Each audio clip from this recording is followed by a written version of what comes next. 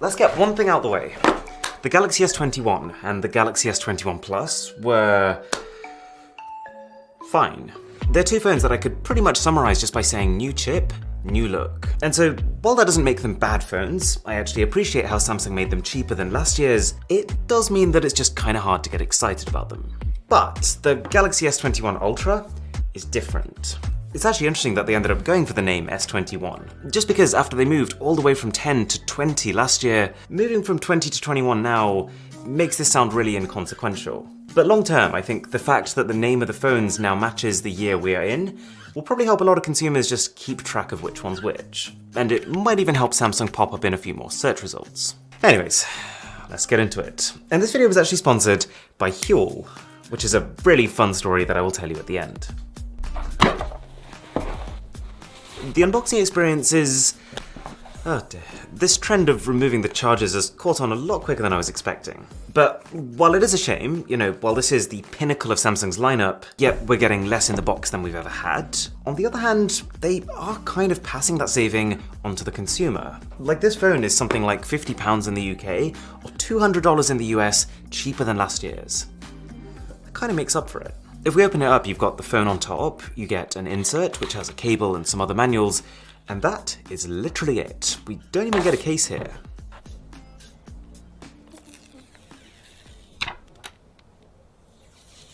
Right, here's what you came for though. This is an even better phone than it looks like.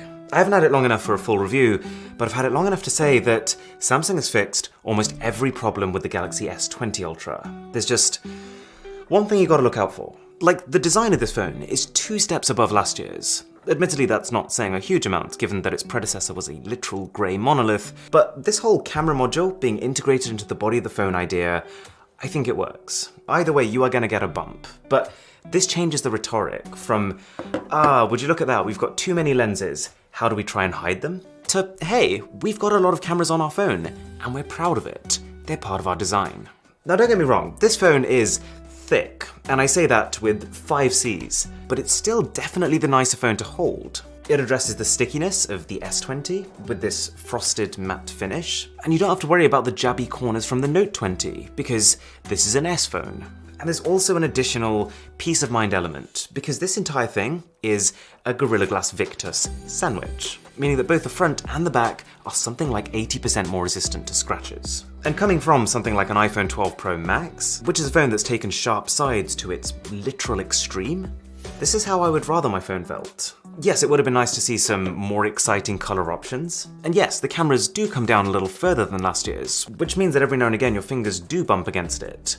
But as far as I'm concerned, design, they fixed it.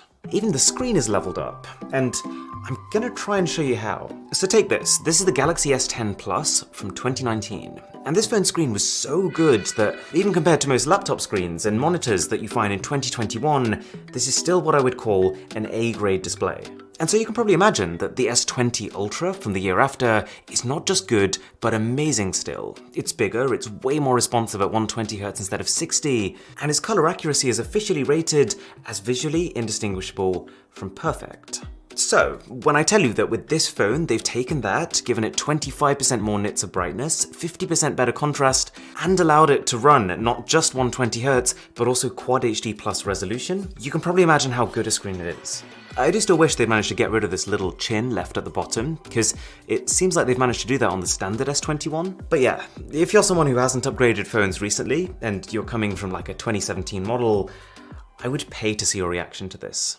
But there's more. Samsung have done the unthinkable and added S Pen functionality, which is something that up until this point has been exclusive to the Galaxy Note brand of phones. Now, it isn't something that I'm gonna use. Like, it's not just that you got to drop $70 on a case, but it's a case that looks like this, and you're still not getting the full S Pen features. But we can't complain about just having another option. And this new S Pen does at least look, well, a bit more like an actual pen. They've made the RAM and storage faster, they've used a new generation of fingerprint scanner that's 1.7 times larger, they've improved the chipsets. You might remember the absolute fiasco that was the Exynos chips last year. Effectively, if you were buying a Samsung flagship in either India or the UK, you were getting a phone that not just ran hotter, but had up to 20% worse battery life and performance than if you were in the US and you got a Snapdragon phone.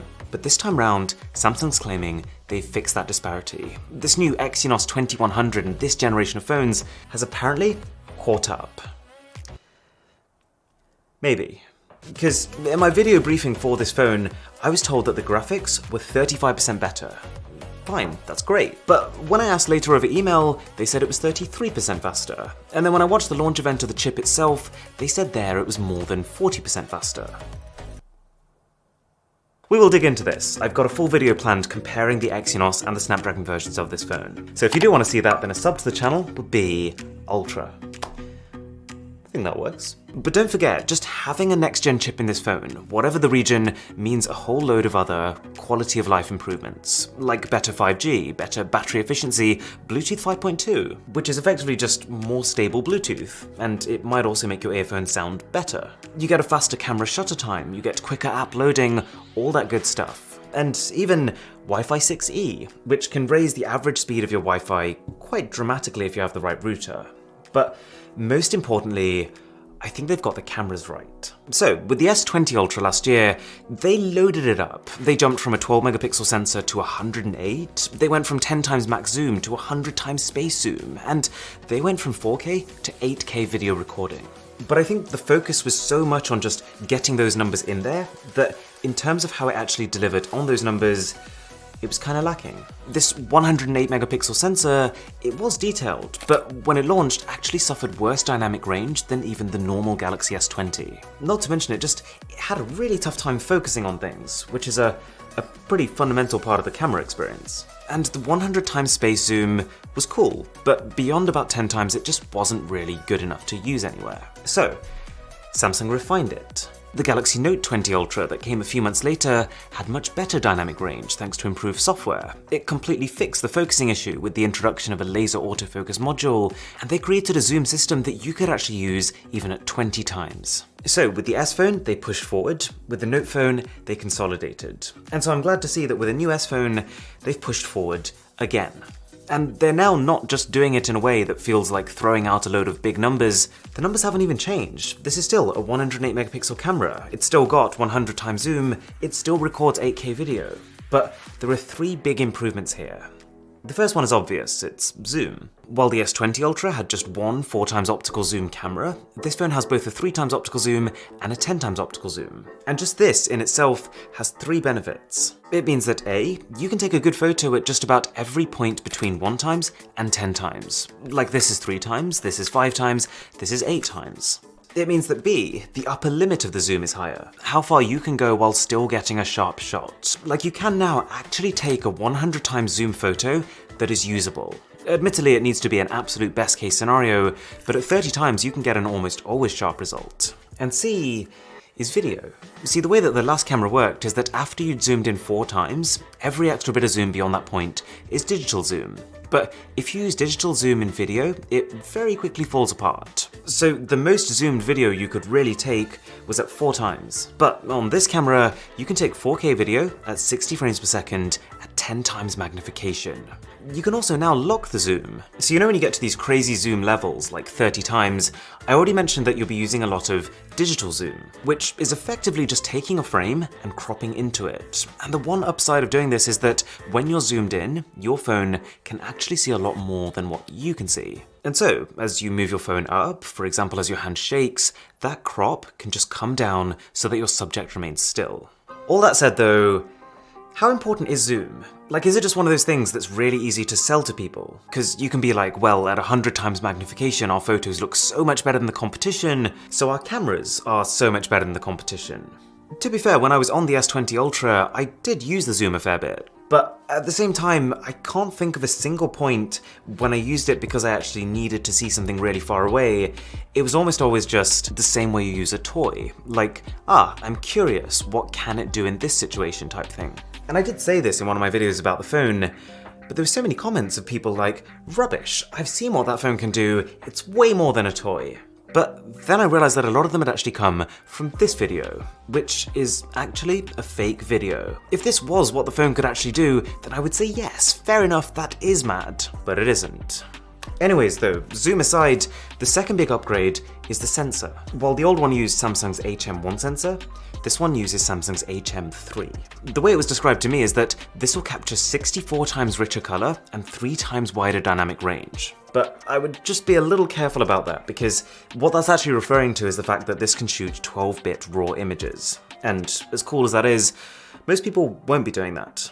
But what it will mean for just about every normal photo you take is still noticeably better dynamic range and still a pretty drastic improvement in low light. And who knows, I might find more improvements as I start to test it more in depth. Now, the third camera upgrade is the most interesting. See, this phone technically has 4 cameras, right? It's a quad camera setup. But it's actually kind of 5. What they've done is add a dual pixel autofocus to the ultra-wide camera. And so when you get really close to subjects, it can detect where they are and turn itself into a macro camera. I did see a fair few people online saying that they were surprised that Samsung didn't add some sort of 5th camera to fill this space, but they kinda did add a 5th camera. And by being a 2-in-1, it's not just that you're getting a free macro camera, it's that you're getting a better macro camera. Because it's true, most of them suck. With most macro cameras you're getting like a 2 megapixel or like a 5 megapixel throwaway lens, but with this, it's 12. This ultra-wide camera, and therefore this macro camera, has the same sensor as the main camera of the Galaxy Note 10. So, providing you're in decent light, it's an impressive result.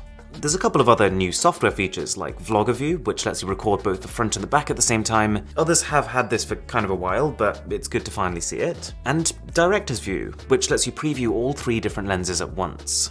I can kind of see the use, but it's pretty niche. Right, so I mentioned earlier that there was one thing that you should probably watch out for with this phone, and that's the fact that Samsung has silently dropped microSD card support. Which means that compared to the frankly ridiculous 1.5 terabytes that the S20 Ultra could store, which is one of those things that really made us go, whoa, that is ultra, the new phone goes up to a much more normal 512 gigabytes. And this is particularly worth bearing in mind because Samsung is marketing this as the multimedia machine, the phone to record 4K video at 60 frames per second on, the phone to record 8K video on. Do you want to know how much 8K video you can actually fit on the base version of this phone? 3 hours. 3 hours of 8K video, even at just 24 FPS, will completely fill every bit of storage you've got. And that's assuming you've got no apps, no music, and 0 photos. But I do have to say, Samsung has really covered themselves with this phone. Like, for pretty much every single hole you could potentially poke at it, there is a justification. Like for expandable storage, not only has pretty much every competitor also ditched their support for it, but Samsung has specifically tried to make up for it by making sure that their 256GB model, which is twice the base storage, only costs $50 more, while most companies will make this option cost an extra $100. You could say, Samsung, you're so cheap, you got rid of the AKG earphones in the box, I really wanted those. But at the same time, they're giving away free Galaxy Buds Pro to people who pre-order it. And those are like 10 times the value. You could even say, I saw this on Twitter, charging speed. The charging speed of the phone sucks. 25 watts, what year is this, like 1976? But what they have done is optimized how fast the phone charges with just 25 watts of power. And at the same time, they've halved the price that they're selling those 25 watt bricks for. So hang on for those detailed comparisons, but so far, I'm very happy. Okay, this is Huel. And you might be able to tell, I've never been this excited about a sponsorship because I've actually been drinking Huel for 4 years before the company reached out to me. I think they spotted me wearing a Huel t-shirt in some sort of past review, and they were just like, hey, do you want to talk about us in an actual video? Yes. Yes, I do. So when you buy Huel, you're basically buying an entire meal in powder form. You get a free shaker with it, and to make it you literally just add water and shake. And it's actually built so that you don't even need to pour it into anything, you drink it from the shaker. It's healthy, like almost the entire ingredients list is just oats, peas, coconuts and grains. It's got a ton of protein, it's got literally every vitamin. It tastes surprisingly good. And actually the one I've switched to recently is the new Black Edition, which is the exact same concept but with 33% more protein and 50% less carbs. So give it a try. I've left a special link in the description, and if you click that link, it will really help to support this channel. And if you order, you'll actually get not just the powder and the shaker, but also one of these extremely well-fitting Huel t-shirts. If that doesn't tempt you, then I don't know what will. Thank you so much for watching.